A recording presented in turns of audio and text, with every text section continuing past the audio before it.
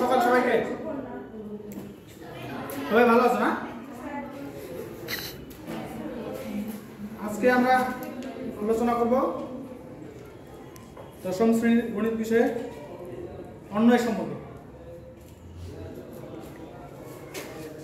আমরা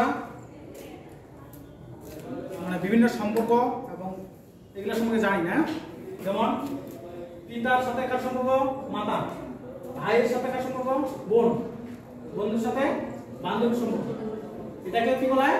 অন্বয় বা সম্পর্ক। এখন গণিতেও কিন্তু সম্পর্ক আছে। সেটা কি? যেমন মনে করি এই যে y সমান f of x সমান x plus 2, এটা একটি কি সমীকরণ? সমীকরণ না? এখানে কয়টা চলক আছে? দুইটা চলক, y একটা আর একটা x। y সমান f of x সমান x plus 2, এখানে আমরা x হলো স্বাধীন চলক আর y হলো অধীন চলক। x এর বিভিন্ন মান বসাবো। x সমান যদি 1 হয় তাহলে y সমান কত হবে? 1 plus 2 সমান কত হবে? 3। x সমান 2 হলে কত হবে? y সমান 2 plus 2 সমান 4। তাহলে 1 বসালে আমরা কি পাই? 3, আর 2 বসালে আমরা কি পাই? 4। এটা যদি সেট a হয় আর এটা যদি সেট b হয়, এটা কিসের মাধ্যমে বললাম? অপারেটর এর মাধ্যমে। f টা হলো অপারেট করতেছে, যেটাকে কি বলা হয়? ফাংশন বলা হয়। এটা হলো ফাংশন। তাহলে a সেট আর b সেট এটাকে কি করব? ক্রস করব, কার্টেসিয়ান গুণক করব। তাহলে a এর মান কত? 1 2, আর b এর মান কত? 3 4। a সেটের উপাদান হলো 1 2, b সেটের উপাদান হলো 3 4।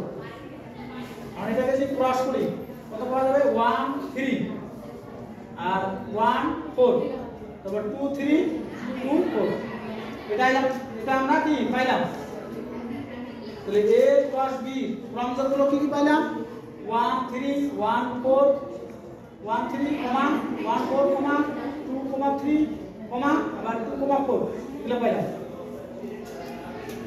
তাহলে আমরা জানি যদি a ও b দুইটি সেট হয় এবং সেটদের কার্টেসীয় গুণক a ক্রস b সেটের অন্তর্গত ক্রমজোড়গুলোর অশূন্য উপসেট r কে a সেট হতে b সেটের একটি অন্বয় বা সম্পর্ক বলা হয়।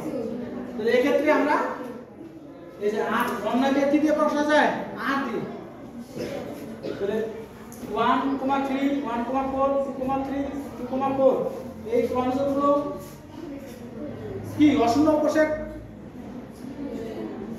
a ক্রস b এর অশূন্য উপসেট। তাহলে এই অশূন্য উপসেটকে r কে অশূন্য উপসেট r কে a সেট হতে b সেটের কি বলা হয়? অন্বয় বা সম্পর্ক বলা হয়।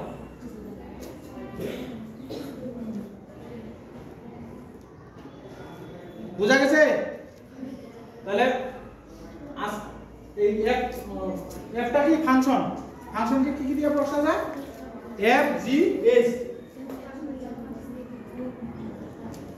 তাহলে অন্বয় এবং ফাংশন সম্পর্কে আমরা কি জানলাম নাকি?